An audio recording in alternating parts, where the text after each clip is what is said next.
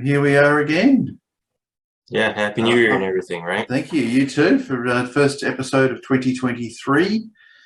So yes, you had a quiet time over Christmas and New Year. I understand.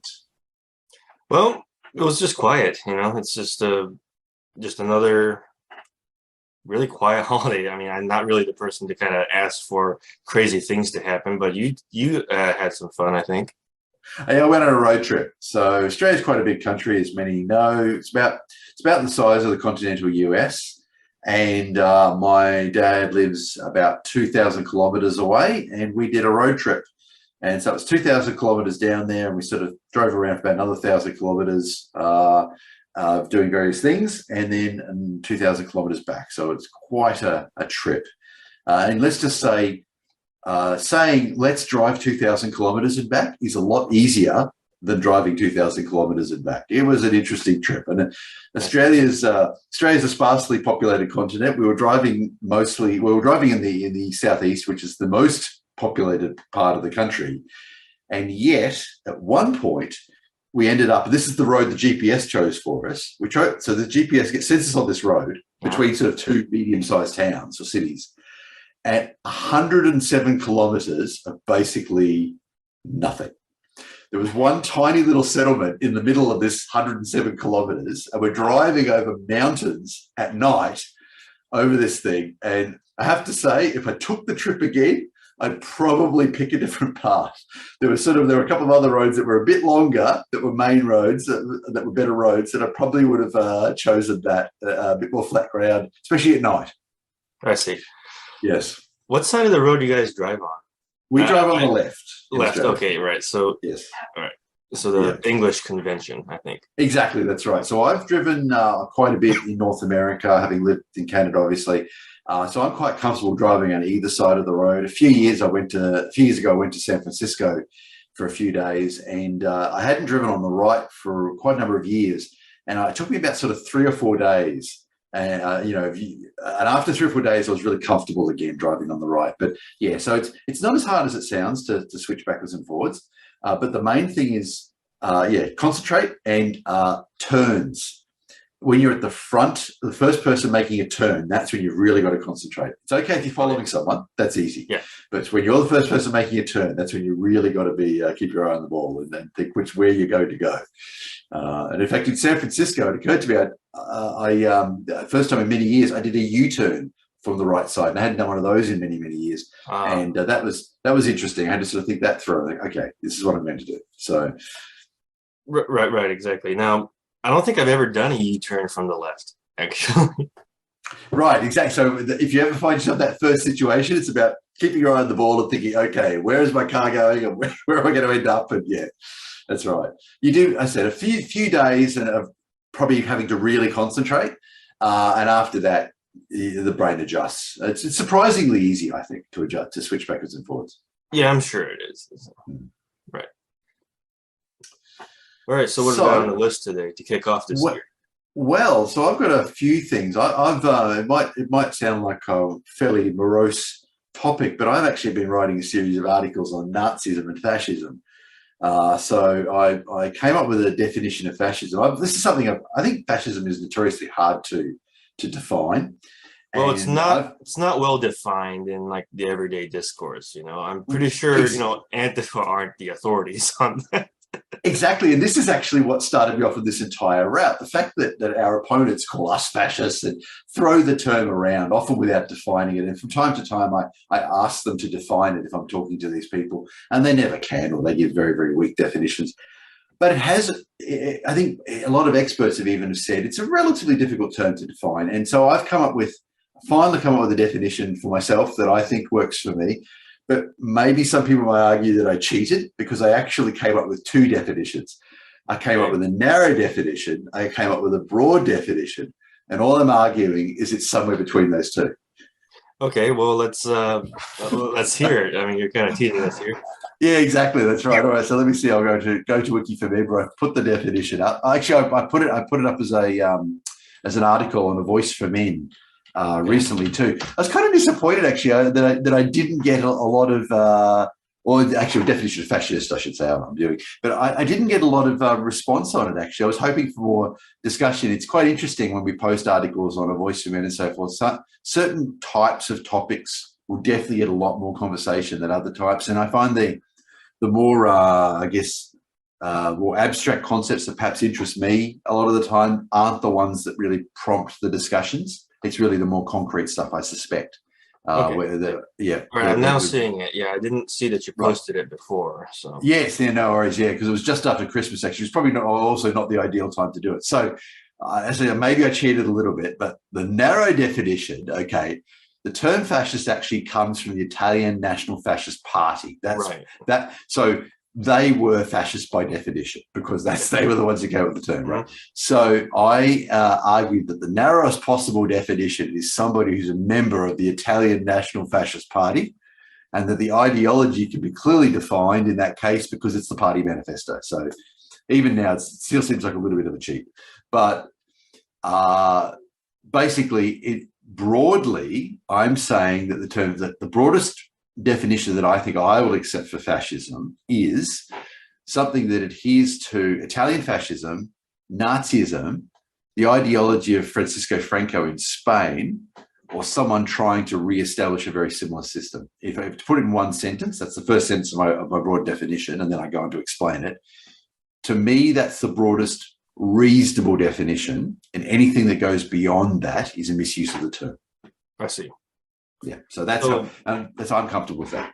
Okay, now at the risk of doing just that, I'm actually going to see how my own kind of what I've come to sort of define it in like very boiled down senses kind of gels with it. I tend to see fascism as more like an appeal to unity above everything. Yes, actually, that is a fair statement. I would say that personally, I would say that alone would be too broad to define fascism, but I do think that is a big component of fascism because okay. Yeah, well, that's where I would see it. So I defined it as, if I go on to define it as nationalist, dictatorial, and corporatist. So, which does come back to that unity, because unlike socialism, where socialists will nationalize industry and make the government actually do things, in the fascist countries, private enterprise continued and arguably continued to flourish, at least in the short term. But it was still expected to support the government, which comes back. I think you're absolutely nailing with the unity point. In fact, that's even tempting maybe to put that word in there because, it absolutely, corporations in Nazi Germany were expected to support the ideology and the aims of the state, even though they remained independent corporations or independent up to a point, I suppose. Does that make sense? It's more of a facade than that illusion of private enterprise and freedom. You know, you're still free. You're still a private company, but do what we do or else. Well, yeah, I mean, they were still private in the sense that they were free to, have profit and shareholders, and I'm sure the companies that were making arms for Nazi Germany, for example, were doing quite well in the early years of the war, and their shareholders were getting dividends and all that sort of thing that we would view as capitalist. But they were still required to. There's some sort of limits perhaps to that freedom, in the sense that politically or ideology, they still have to support the state. That's been how I think after a number of years of thinking about it, that was what I ended up coming up with as the sort of broadest reasonable definition. I see. Yeah, it's not, I just love it when some of the socialists go that, capitalism and fascism were like they fit together like a glove or something. No. I only define capitalism as there's a true free market sense, and not in any kind of tied with the government sort of, which is basically just corporatism. Yeah, exactly. I use the word corporatist here instead of capitalist for that reason, exactly, because I don't think it's fair to say it's capitalist in that sense, because the companies are not free to pursue a lot of different avenues. They had to focus on those, on supporting the government. Right. I also included Francisco Franco's government, and there's debates about whether he was really a fascist or not. He certainly leaned that way. But I decided, in order to make this definition as broad as I could reasonably make it, I decided to include him in it.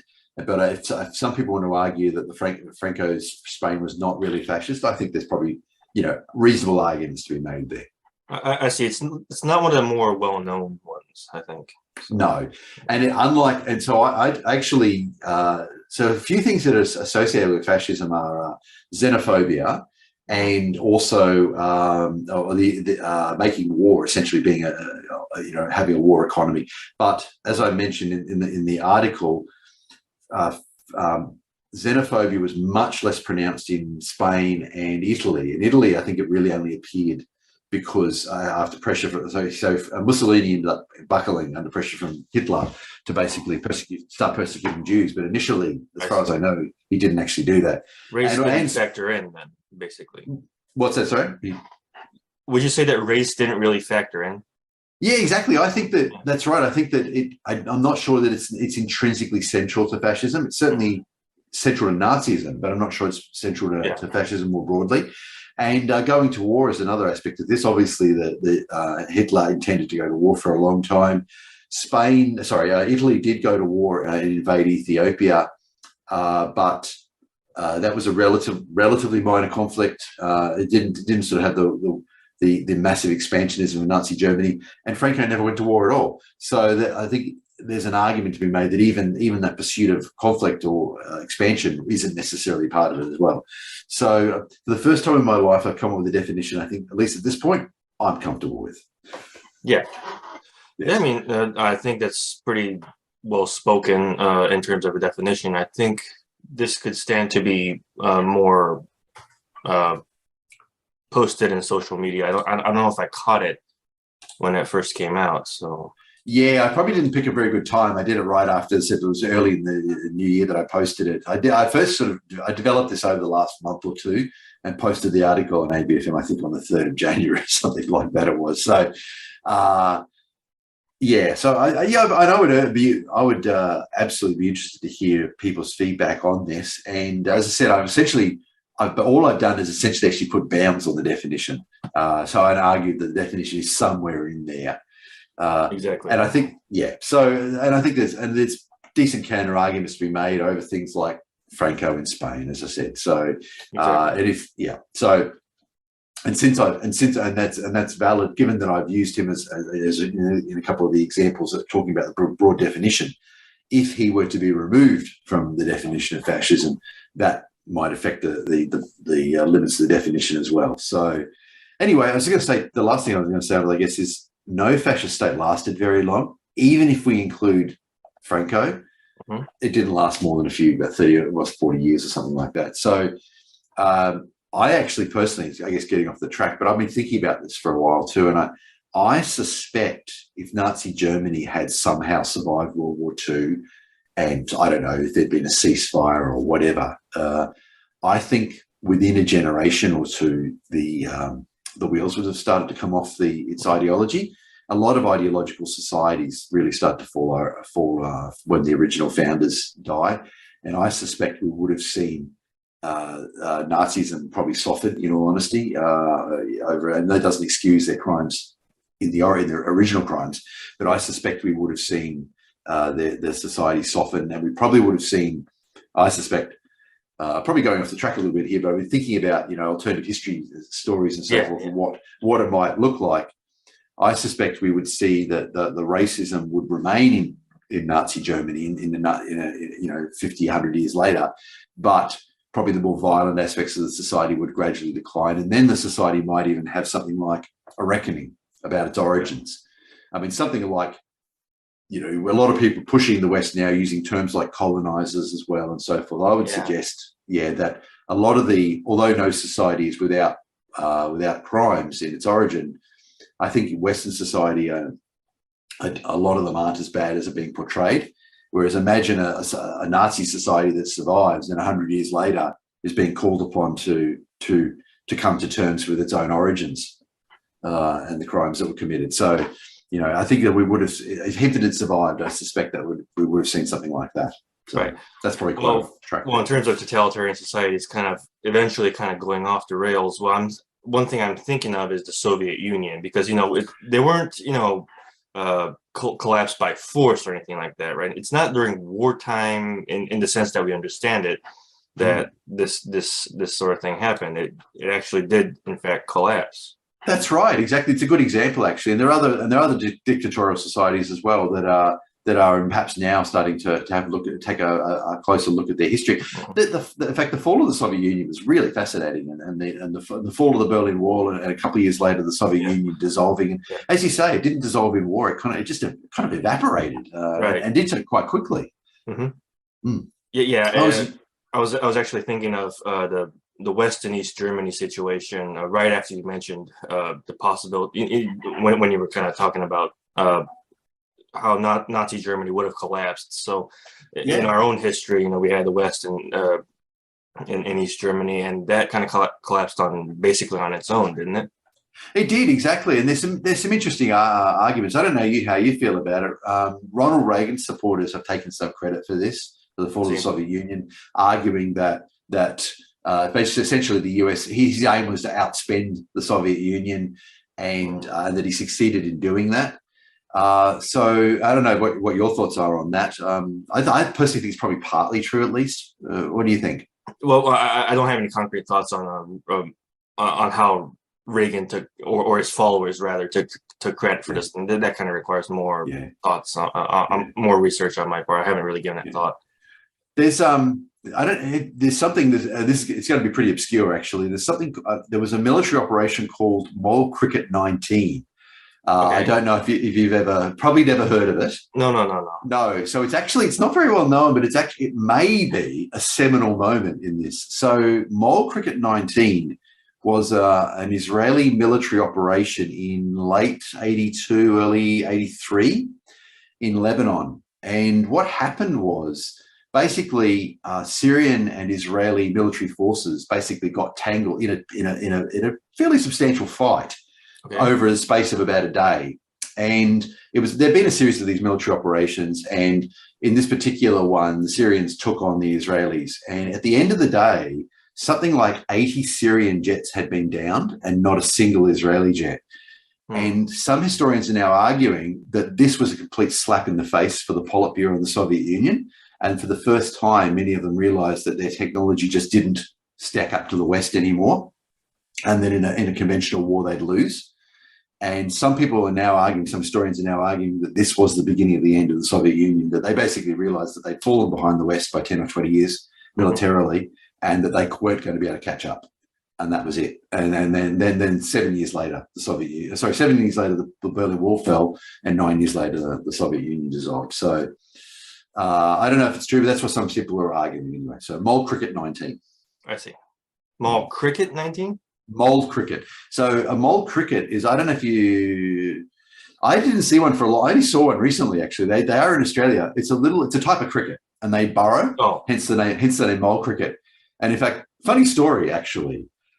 One night, I hadn't been back in Australia long. It was 2011 or so. We just moved back to Australia, and we had a hardwood floor in the house. We bought a house. We were sitting there. We have a hardwood floor, and I could hear across the floor, clunk, clunk, clunk, clunk, clunk, clunk. And I'm thinking, what is that? This little thing about an inch and a half across walks across my floor. Okay. And I had never seen anything like this. And of course, this is Australia, right? So you don't necessarily want to be touching things you don't know, insects you don't know, because it might be bad for you. So I didn't touch this thing initially. And it just walked across my floor. We were just making this clunking noise. This happened again about half a dozen times. Every couple of weeks, this thing would walk across my floor, right? And I actually became to suspect that it was actually the same creature, right? Okay. So I got ready, and I got a container, right? And finally, it happened again. I heard the clunk, and I'm sitting there watching TV, and I hear the clunking. Right, I grabbed my container, and I captured this thing.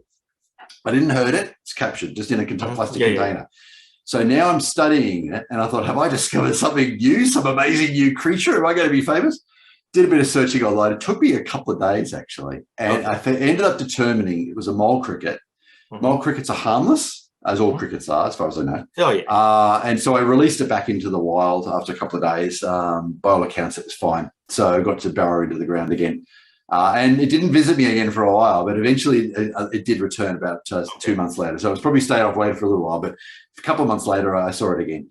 Anyway, yeah, so mole crickets, they're interesting creatures. If you ever want to see, it really looks like something that somebody's just stuck together from parts of different creatures.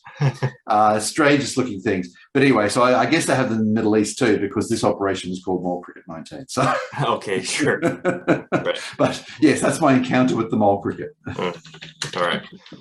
Before we get too much off the track of the whole Yeah. fascism thing, I think you had some other thoughts on that one. You want to talk about the man who didn't salute?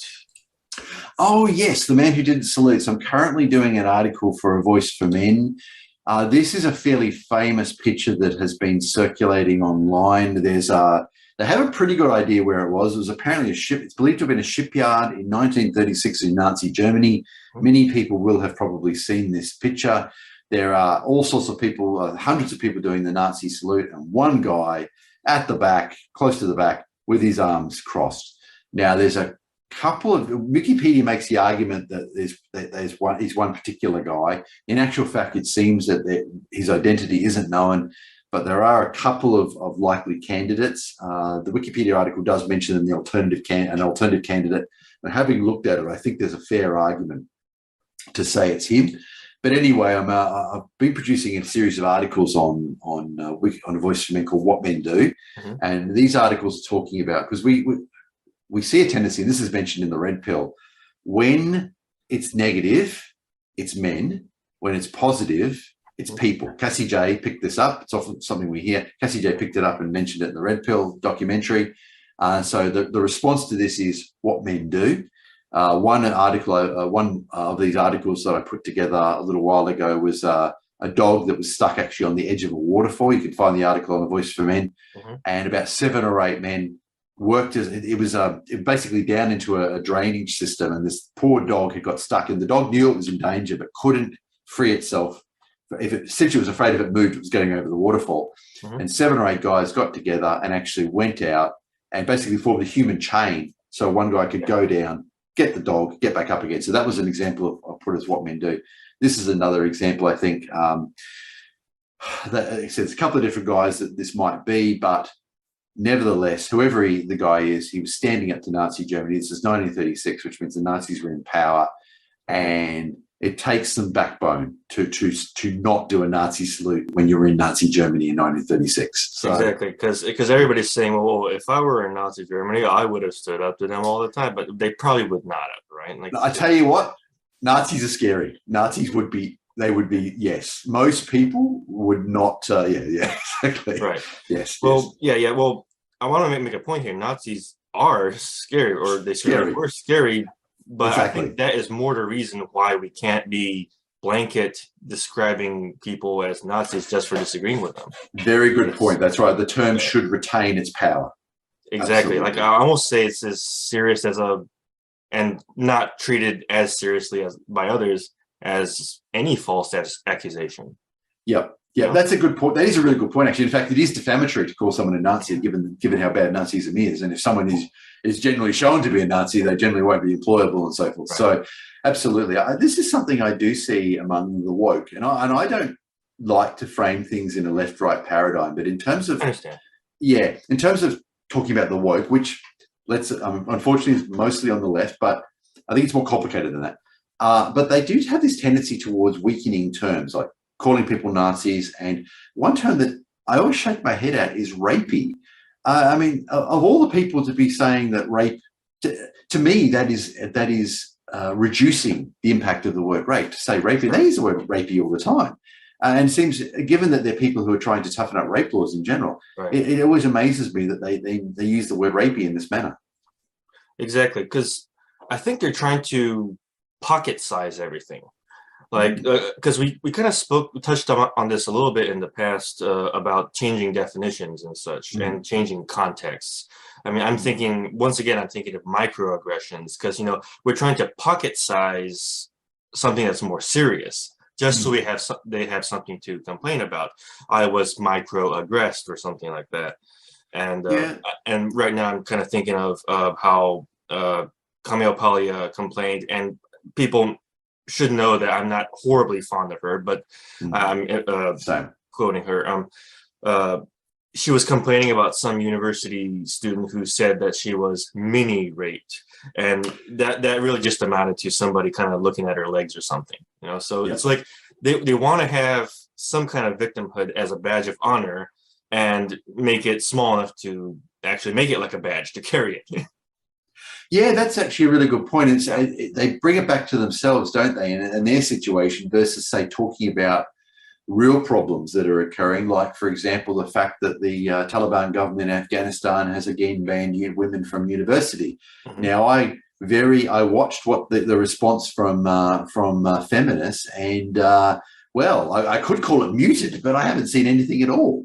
Right. There's been no response from them at all. And in actual fact, I challenged one prominent feminist on Twitter to respond to it, and nothing at all from them. So this is a very serious issue that's facing women in Afghanistan. Where is the National Organization for Women? Where is the Forsyth Society? Why aren't they in the face of Western politicians, telling them to take the Afghanistan government to task over this? And they're not doing anything. Right, exactly. It's easier to criticize Western men, I suppose. We're not scary. Right, exactly. They're not the ones that would blow you up. Exactly. That's right. Like Nazis in 1936 Germany, Taliban today are actually a scary bunch of dudes. Like the same with ISIS, actually, or ISIL in Iraq and Syria, when they were forcing minority women into sex slavery. And again, National Organization for Women, nothing. Forsyth Society, nothing. You can go to the National Organization for Women website and search there, and you'll find essentially virtually no mention of these topics at all. When they are mentioned, it's very muted. Right. You know, sometimes it's moments like this that I kind of wonder whether feminism has both the political wings at work, because the right-wing feminists are the ones that would complain about this kind of stuff while the left is silent, depending on what culture we're tackling sometimes. You're thinking that it's become so one-sided that basically they're missing that other voice, the more conservative side. I mean, look at people like Christina Hoff-Sommers and Camille Parley and so forth, who call themselves feminists, but are probably more on the conservative side. Yeah, so you think if they were more powerful, we might hear a voice. Yeah, I'm just saying, the point I was making was that, you know, the left feminists will relegate that dirty work to the right feminists, and not, this is not me praising the right feminists at all, because I don't praise feminists, but you know, it's like, you know, I'm talking in terms of the whole which gynocentrism to lift up, I suppose, like that, because when it comes to this sort of thing, you know, everyone ignores the man, right? So I'm not happy with either side with that. So that's right, exactly, that's right, and that's why a lot of people misunderstand this. They think that we might be supporting Christina Hoff-Sommers and so forth. She's still gynocentric in her own way, perhaps a different way to left-leaning feminists, but she's gynocentric. That's right. I always say that there's a lot of people who agree on the issues facing men and boys. We don't agree on what to do about it. So Christina Hoff-Sommers is quite right when she raises some of these issues, but then, you know, we will disagree with her on how to address them and so forth. That's how I see it. Yeah, and one thing I'm kind of, I don't know if I should use the word, but resentful about, is that people like Christina Hoff-Sommers are kind of, you know, because she is a woman and she is self-identified as a feminist and is talking about men's issues. And I guess this kind of gives some people the impression that, well, this is how we should talk about men's issues. So we have to mind our betters and be all polite and such. But you know, it's that's a form of duping. It's like I admit I was you know, I accept the responsibility for my actions, but that's the basis on how I approached it for the longest time until I came to my senses, basically. So virtually every anti-feminist is a former feminist. Right, exactly. So virtually all of us. And I can tell you, when I was 12 years old, I called myself a feminist. Right, because it's sold to us as equality. So we exactly. at least identify it as such. That's right. I actually had a situation, perhaps I got lucky actually. I actually had a situation when I was quite young. I was about 13, and I had a situation where I encountered an adult feminist, and I was pretty unhappy with the things that she said. And that caused me to take a step back and essentially consider myself a non-feminist for a long time, and then more recently an anti-feminist. Yes. But like just about every anti-feminist, I'm a former feminist. Right. Yeah. Yep. So yes, I think that's something that is virtually is probably often missed too, even by the people looking at both sides. There's most people on our side came from the other side. Almost nobody goes from our side back to the other side. Right. There've been a few cases of the media posting, "Oh, I'm a former MRA." When we look at these people, we can never find them in any of our chats or comments or anything like that. So it's always pretty dubious. And yet, almost everybody on our side came from the other side. Right. Exactly. And the turnover usually kind of falls under the more nuttier ones, I think. At least that's my understanding. Yeah, that's right. Exactly. It's true. And there are people who come over who enter men's rights thinking, and they misunderstand. They're often usually trade cons, I think, do it quite a lot. They sort of wake up to feminism. They become anti-feminist, and they think men's rights is trade con anti-feminism, and then they realize it isn't, and rage quit. Oh yeah, exactly. Right. Because we see that a lot. Right. Because they're kind of resorting to prescribing how men should behave, and what kind of very over particular morals they have, they should have, and everything like that. And it often comes back to gynocentricism again. It's not about male self-actualization at all. It's more about it's more that appeal to collectivism over again. It's like, and I think that the men's rights message should be about the individualism of these men.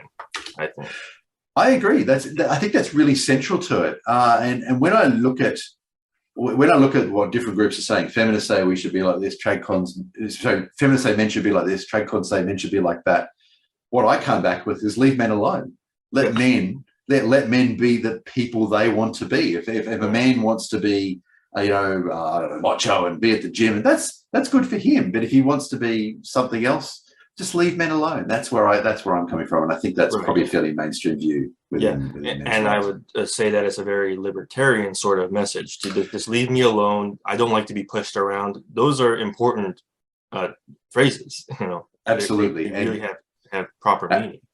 And we've mentioned this before, men's rights does have a strong libertarian streak in it. It's not just libertarianism, but there is definitely a strong libertarian streak in it. Individualism, individual responsibility, and so forth. Yes, absolutely. Exactly. And it does tend to attract a fair number of libertarians for that reason. And as I mentioned before, the Liberal Democratic Party in Australia, which is a libertarian party, has been supportive of our stuff in the past. And a fairly sizable number of, there's obviously split in their party. I'm not a member of that party, by the way, but I know a number of people who are in it. They've supported things we've done. A fair proportion of the party are non-feminist or anti-feminist. There are feminists in the Libertarian Party, in the LDP, I should say, but a fair proportion of them are anti-feminist. So you do see that, and I suspect that's probably growing over time. That's my feeling. Do you think we can get some people on there, on this show?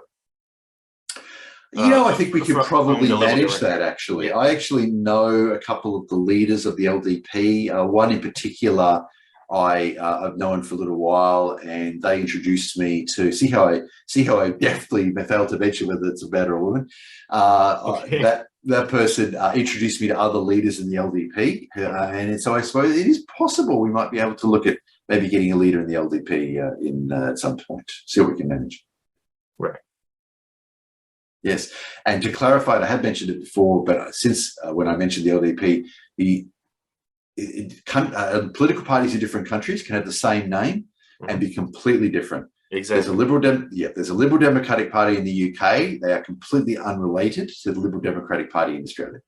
Right, and I'm trying to go completely off the top of my head here. The word Republican, while it has a more obvious meaning here in the United States, if you would say Irish Republican, it means completely different, I think. It does. And an Australian Republican means, and I am an Australian Republican. And actually, once I said this and I saw someone sort of suddenly swing their head, and you could see that their first thought was US Republican when I said it. I was making a But to say one is a Republican in Australia means I seek an Australian Republic, because Australia is a constitutional monarchy with King Charles III as the head of state. Yes. And in 1999, we had a referendum which was defeated, but I voted in favour of a republic.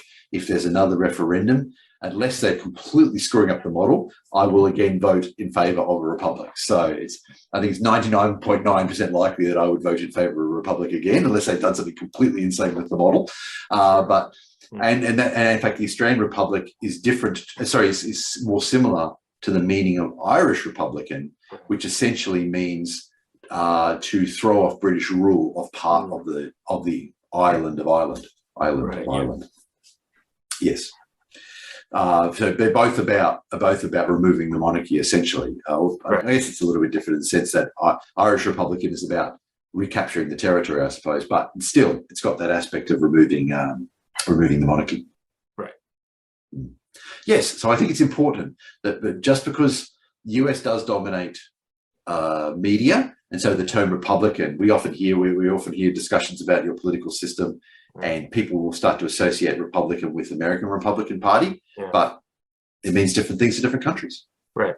Now, I'm kind of thinking of some kind of a funny thought here. Like, the more dominant one side is in like the global discourse, the more of its members are ignorant of the particulars of the parts that are not dominant. If that kind of made sense. It's like, yes, kind of that stereotypical, stupid American kind of a thing, because they seem to have like a lot of world presence, but they don't know a terrible lot most of the time. Yes, it's a strange sort of almost paradox, isn't it? Where people who are closer to the center of the political discourse are less informed on the whole because they don't know about the edges. That's right, exactly. That's right. And the dominance of the US means that the dominance of the media means that we tend to know a lot more about the United States than Americans would know about Canada or Australia or even the UK. So it is interesting that right. Hopefully the internet partly offsets that, because people who want to spend the time can more easily research it. I was thinking that, Yes. And despite the stereotype of the dumb American, I have met many Americans who are very, very well informed on their own political system and other political systems and so forth. So I would encourage everyone, if you're an American, read the US Constitution if you haven't read it already. I've read the Australian Constitution a couple of times. I've read the US. I think I've skimmed the US Constitution. I probably should read it. It's cover to cover. It is interesting when you read a constitution and think about how your political system works. When I read the Australian Constitution, I was really stunned to discover that a whole bunch of things that I thought were enshrined in the Constitution are actually just enshrined in legislation and can be changed by the Parliament. Right. And I wouldn't be surprised if Americans found the same sort of things. Right, yeah. One thing that I would like to get at some point that I've been meaning to, because I thought it was fun, but I just haven't gotten around to, is to have this kind of metal constitution, something that you hold in your hand. I think it was. I don't remember exactly what it was, but it's like this pocket-sized constitution, right? Give me the physical document or something? Or? No. I'll explain. Like this small size, like I believe it was a Bill of Rights or something like that, right? And it's made of metal, so you carry it, go to the airport, have it go off in a metal detector, and you just here, take my rights. Oh, nice. I love it. Yeah. So there was a guy, I don't know if you know, but they finally got rid of these laws about 25 years ago, but it used to be the case that taking encryption software across an international boundary, encryption software was generally considered to be munitions. And as a result, taking executable code, I think you could take source code, but taking executable code, which contained cryptography across international boundaries, was, at least theoretically, exporting munitions. And so this was really true for a long time, but governments obviously didn't prosecute people on this. But technically, a bunch of people were committing quite serious federal crimes by just taking a CD or something with SSH on it or something, open SSH or whatever, and taking it on a flight, internationally. So a guy went and got, I think it was the RSA algorithm, tattooed on his arm as a barcode. Yeah. So every time he crossed an international boundary, he was committing a federal crime because he was testing this, right? They ended up getting rid of it. So the US ended up, I think it was about 20, 25 years ago, getting rid of this law. What a lot of people didn't realize, a lot of us were complaining about the US. Every other Western country had the same law. They just weren't enforcing it. Australia had it and so forth. The same laws existed, they just weren't enforcing it. So, but anyway, they ended up realizing how silly it was and getting rid of it. But yeah, for a long time, it was actually considered to be a munition if you took encryption software across the international borders and so forth. And this sort of dated from, I guess, an earlier time when this sort of technology was something that countries were trying to protect, I suppose, or they didn't want it to be. They didn't want North Korea to get access to, RSA or something. But the truth is, they're not going to have a problem doing it. They can buy the journals, read the algorithm, code it themselves. They're not short of good coders. Yeah, that makes sense. Yeah. So anyway, I always thought that was quite interesting. Mm-hmm. So, but I did love the guy who had the barcode on his arm. So I guess he still got it. Mm-hmm. It was in Perl. It was RSA in Perl as a barcode on his arm. So I forgot to mention what language it was in. It was in Perl. Yeah. Yeah, sure. I don't have any experience in Perl, but yeah. Yeah, I did it a bit, but I was never. A lot of people when I first started getting involved with IT, really in the 90s, really loved it. Early 90s, but I was never that into it. So I was quite happy. Kind of, there was it eventually sort of faded away. Right. But I did a bit of stuff in Perl. So the next one I had was female concentration camp guards. Okay, we're kind of swinging back to Nazism here. Nazism. So I'm writing a history book at the moment. It just happens to be that the bit I'm working on at the moment involves Nazism and so forth. And this has prompted me to write a series of articles too about Nazism and so forth, and got me thinking about female concentration camp guards. So it's quite interesting. There are a lot of women were prosecuted at the Nuremberg trials, not as many as men, obviously, and they were a minority. One of the things about Nazism actually was that it tended to, unlike socialism, it tended to discourage women from working. Actually, maybe that's something I should put in as well. So a lot of women were sort of encouraged to pop out kids for the fatherland. That was a woman's duty under Nazism. And of course, we know about various programs that the Nazis had. But nevertheless, there were women who worked, and there were female guards, and there were some women who were actually drafted, essentially ordered to attend concentration camps as guards. But what I have found, having researched this, actually, we talk about there's things like the women are wonderful effect, where people tend to view women more favourably than men. Gynocentrism, where women tend to suffer lesser penalties than men and be let off a lot of the time. I have to say, I don't think that prosecutors were giving women a break in the Nuremberg trials. They hanged a lot of them. Yeah, exactly. I think that. This has helped me form the opinion that there is a limit to gynocentrism, and I think once you reach the point of being a Nazi guard, a concentration camp guard, gynocentrism wasn't saving you anymore. So they hanged a lot of them, and they gave them harsh penalties, like the men did too. Maybe if we analysed it, maybe we'd find on average the sentences were shorter or something. But a lot of those women, the ones who weren't hanged, they got quite severe penalties, 5-10 years in jail, a lot of cases, even for relatively minor, I call them minor matters in right, that context. I understand. You understand what I mean, right? In that context. For example, one woman there was no proof that she'd ever murdered any prisoners, although there were a couple that she was suspected of murdering, but she was known to beat the prisoners a lot. Mm-hmm. They gave her 10 years.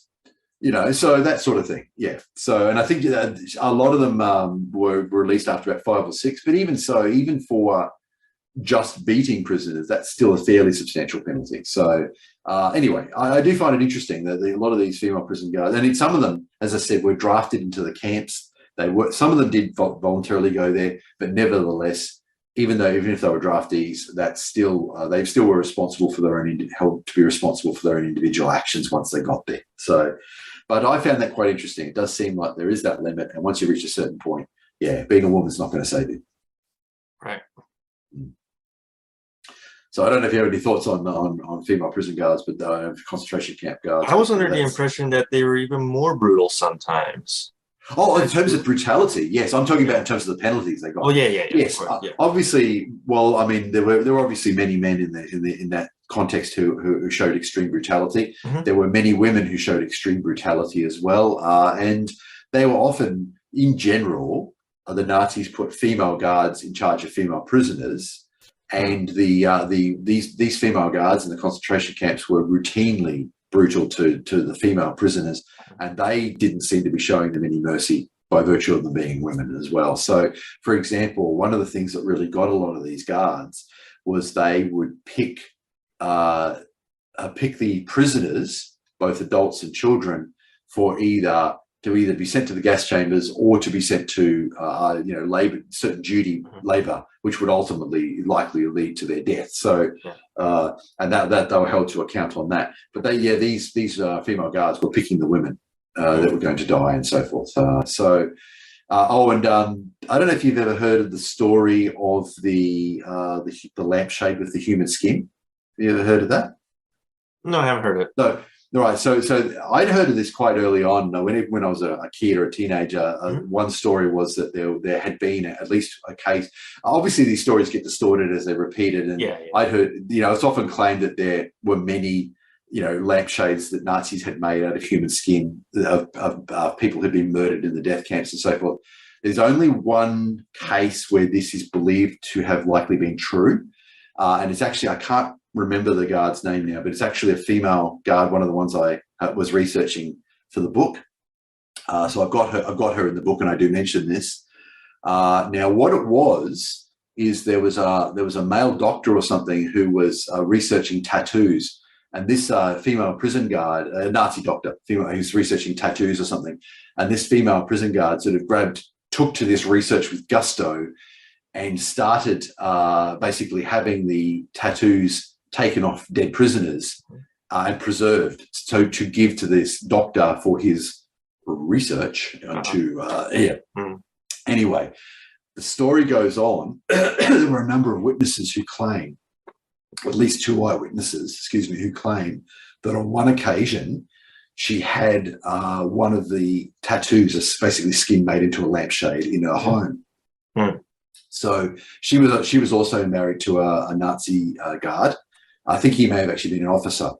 So the story goes that at least two eyewitnesses have seen this thing in her home, which is a lampshade made of human skin with a visible tattoo on it, and also apparently a visible nipple. And I know a lot of people are going to find this really distasteful and probably difficult to stomach. Apparently, even the Nazi leadership were a bit horrified by this. Not probably because they found the idea objectionable, but they were trying to hide the murder of people. And I think they found that, so apparently the Nazi leadership told them to get rid of it. And so it was apparently only in her home for a few weeks. And then the orders came down from on high to her husband, who was a Nazi officer, to dispose of this thing and get it out of the house, because it's going to pretty quickly show what's going on. So it wasn't that they were concerned by the inhumanity of it. It's just they didn't want to get caught. Right. So anyway, so apparently this thing, the best evidence seems to suggest this thing did exist, but there may have only been one of them, and that they disposed of it pretty quickly. But yeah, she was. It does appear that she was having tattoos removed from prisoners and preserved, as I said, for this research. Right. Yeah. No, Nazi research. Anyway, so yes, so absolutely, they were brutal. That gives an example of the type of brutality that these women were prepared to. It is true that all the prisoners were apparently dead when these tattoos were removed, at least, thankfully. But yes, they were actually doing this, it would appear. Yeah, that makes sense. Right. Yeah. So that's the story behind the tattoo lampshade anyway. So, yeah. Female prison guards are absolutely awful. Except a lot of them were hanged. I watched a movie actually a little while ago on The Last English Hangman. And he actually went over, apparently according to the story, now bear in mind it's a British movie, so excuse me, American audience, they rag on the Americans a little bit in this movie. They claim the Americans kept botching the executions of the Nazis, and they were hanging there and alive and all this, and they were dying really slowly. And the British didn't want to make the same mistake, so they hired their expert hangman, who did their civilian hangings, to go over and do the hangings of all the Nazis. And he apparently he was a real professional actually, and he apparently got 100% success rate, and every one of them was an instant kill, so no suffering from by the hanging. Is it Pierpoint? I think was his name. He was an interesting character actually. It's interesting to watch the movie, which I think is called the same thing, Pierpoint. And he actually tried to, from the point where the door was opened to do the hanging, to the point where he pulled the lever to hang the person, he would always try to minimize the amount of time, basically to minimize their suffering, because they knew he was walking over to kill them, right? Right. And I think he got it. His record was something like 8 seconds from the point where the door opened to the point where he pulled the lever to kill them. It was something like 8 seconds. So he was a real professional with it. So anyway, he hanged all of the Nazi male and female prisoners who were condemned to death by within I guess it was in the British sector or however they divided it up.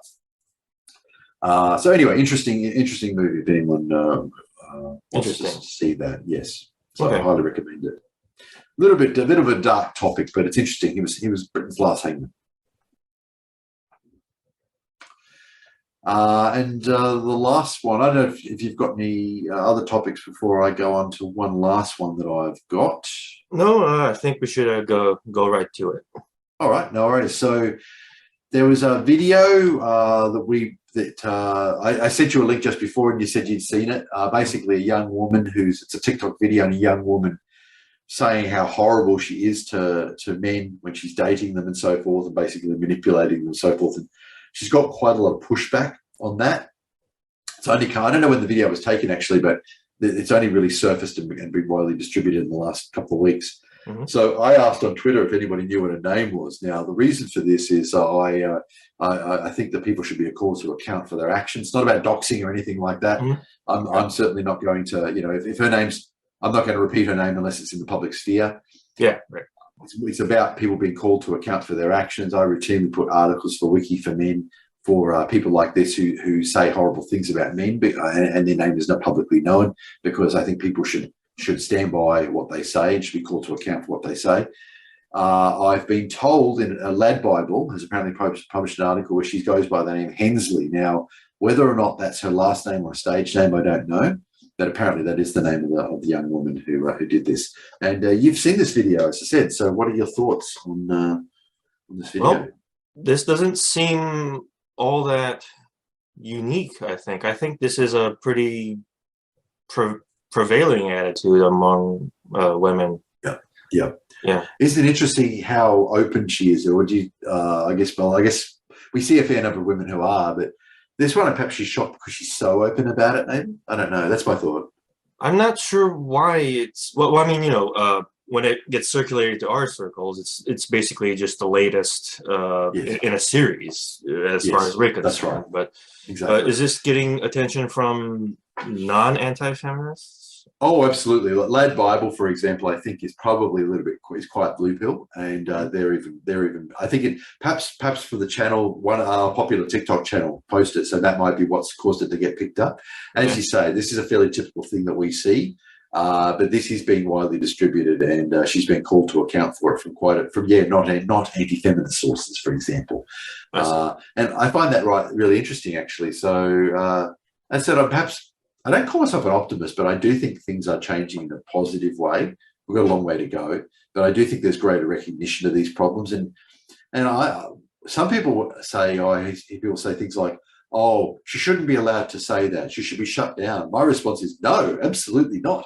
We should hear her say it. Oh yeah, because let's bring it out to daylight. Proves our point. This is exactly what we're saying. And feminists have become much more open in many ways in the last 5 or 10 years. And they used to be quite good at being evasive, and I think they've lost that at some point. And they're much easier to nail down with their positions now than they were a few years ago. It's absolutely benefiting us. Right, exactly. They start talking more openly about this kind of stuff that they think they can't get in trouble for it. So, like you said, this could be a sign that they're starting to get what's coming to them, and they're being called out for their actions and such.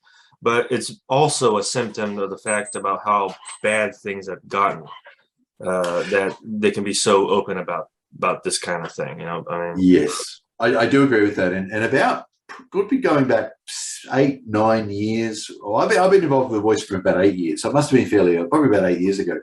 I remember Paul Elam said in one of the this has been repeated publicly since. So in one of the private chats in AVFM, was he felt that the things will get worse before they got better, in the sense that feminists felt their grip was slipping and they were going to come out fighting. And I think that's absolutely been borne out as true in the last 8 years, that things, as the feminist grip on the narrative has slipped, they have absolutely got more aggressive and more nasty and so forth. But in turn, that has allowed us to nail them down on these things. And so to a certain extent, it was their ability to some of them are sure they won't get in trouble with this sort of thing. But people are being called out increasingly on it now. So I do think we have turned a corner somewhere. right? Yeah. Well, don't rest on your laurels. We need to do some more of it. And that was actually my response. Exactly. I said we need to double down. Every time I say we need to double down. Yeah. When we see it, we must not rest on our laurels. Absolutely.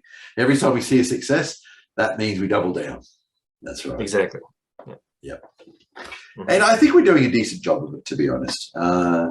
Things are changing quicker than maybe not as quick as I'd like, but quicker than I expected. Mm-hmm. Right. And people say we should try this strategy and that strategy. I always say, you go and show us a different strategy, see it, and I'll absolutely be interested to see what success you get out of your proposed strategy. Well, I think what we're doing at the moment is working. Mm-hmm. Yeah. Well, I mean, I got a strategy for these people: lead by example. Just less telling people what to do, more show it. Absolutely, that's exactly right. Where we really do get a lot of that. Oh, if only you did this, you'd succeed, or if only you did that, you succeed. You show us, you do it, and we will watch with interest. We'll take those. If it's successful, we'll adopt it. Yeah. But all talk, no action, I'm afraid, is what we see a lot of. Exactly. Yeah. Right. Talk is cheap, as they say. Mm-hmm. So, yep. If anyone out there, if you're unhappy with what's going on, just do something. Write a blog. Submit articles to A Voice for Men. Talk to your friends. Do something. Yeah. Absolutely. That's what we did. Mm-hmm. And here we are. Yeah. Yeah. Yeah. It's going to be another new year of stuff to cover. And I got some, well, if we're at the end of our show right now, I got some closing thoughts, actually. So, so one thing I've seen a lot is that, we hope this, we always say it's kind of like a meme, honestly, like, is this year going to suck? Oh, this somebody died this year already sucks. Let's just say tragedy befalls every year. There's no such thing as the perfect year. I mean, if there was, if our standards of a year not sucking are what they are, we're never going to see it. So forget about that. Sometimes the best way to have a good New Year is to forget about the New Year and just move on. So that's true, actually. In fact, I don't really believe in New Year's resolutions so much, but I suppose this year I have actually changed. I've done something on a personal level that I haven't done before, and it actually came out of New Year's Eve. Okay. So I went to a major. Basically, we were going to a major sort of location where there was going to be fireworks and stuff on New Year's Eve.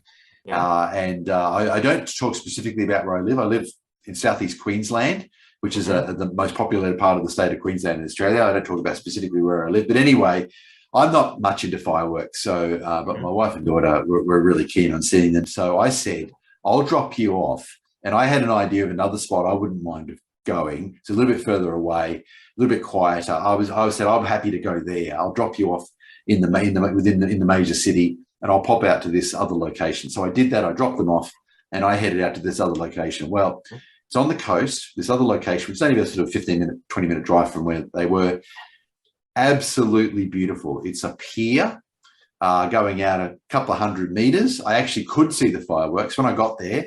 For one thing, unlike the city, in the middle of the city. There was plenty of parking where I was, which as a driver was immediately reduced my stress level. Walked out to the end of the pier, could see the fireworks, and there were about probably a couple of hundred people on the pier, so I wasn't the only one with this idea. So relaxing. And I've decided that every New Year's Eve now, unless there's some specific place we're going, I'm going to that pier. Absolutely fabulous. And I'm spending more time on the beach. I live relatively close to the beach, and I haven't been in the last few years, haven't been spending a lot of time on that much time on the beach. And that's almost, you could almost call it a New Year's resolution. I'm spending it. And in fact, this weekend, I've been to the beach twice. So both Saturday and Sunday, I went to the beach. I keep forgetting that it's actually kind of hot and exactly, it's summer here. It's actually high summer at the moment. We're actually having a very cool summer. It's our second cool summer in a row. However, having said that, I generally don't go out in the sun enough that I need a lot of sunscreen. But if I'm going to be going out to the beach more, I'm going to start being a bit more serious about sunscreen because, I've already got a little bit of a burn from the last couple of days. So I will be more serious on sunscreen.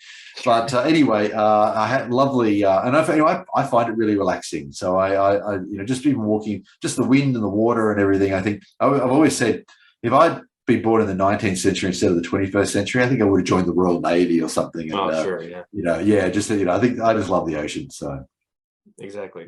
Yep. Oh, any other thoughts? No, I think it's been a fantastic episode. I think we knocked this one out of the park. A bit of a couple dark subjects, but it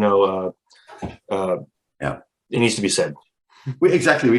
These things need to be talked about. It's so important that we don't forget. And as you pointed out, these terms have to maintain their power. The term Nazi has to continue to mean the fundamental, evil, if I could use that term, of what Nazism was, and not be watered down the way that the woke keep trying to do. Exactly. Yeah. Fabulous. Thank you very much, Vernon. We'll talk in 2 weeks. Yeah, let's do that. All right. Bye-bye. See ya.